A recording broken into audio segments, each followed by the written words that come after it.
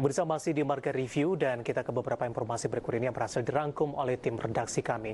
Perlambatan aktivitas ekonomi global akibat wabah virus corona atau COVID-19 dipastikan memukul prospek pertumbuhan ekonomi Indonesia pada kuartal pertama di 2020 ini. Dengan wabah virus corona yang masih merebak, pemerintah mewaspadai prospek pertumbuhan ekonomi Indonesia akan semakin terpukul pada kuartal kedua di 2020. Menteri Keuangan Sri Mulyani Indrawati kepada media mengatakan, pertumbuhan ekonomi kuartal pertama hanya akan berada dalam kisaran 4,5% hingga 4,9%.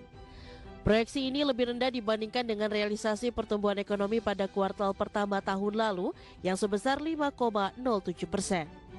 Sri Mulyani mengakui awalnya pemerintah masih cukup optimis ekonomi bisa tumbuh setidaknya 4,9% pada kuartal pertama tahun ini. Namun seiring dengan meluasnya wabah COVID-19 dan respon yang perlu dilakukan untuk meredamnya yaitu dengan imbauan beraktivitas dari rumah dan social distancing, pertumbuhan ekonomi pun diprediksi makin sulit meningkat.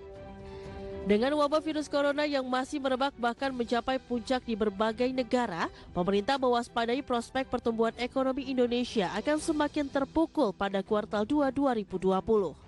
Menteri Keuangan Sri Mulyani menegaskan saat ini prioritas utama pemerintah adalah menangani penyebaran COVID-19 agar tak semakin meluas. Pemerintah akan memprioritaskan belanja di bidang kesehatan dalam rangka memaksimalkan penanganan wabah virus corona.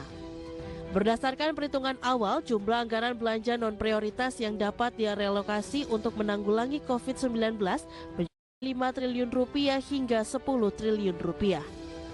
Berbagai sumber, IDEX Channel.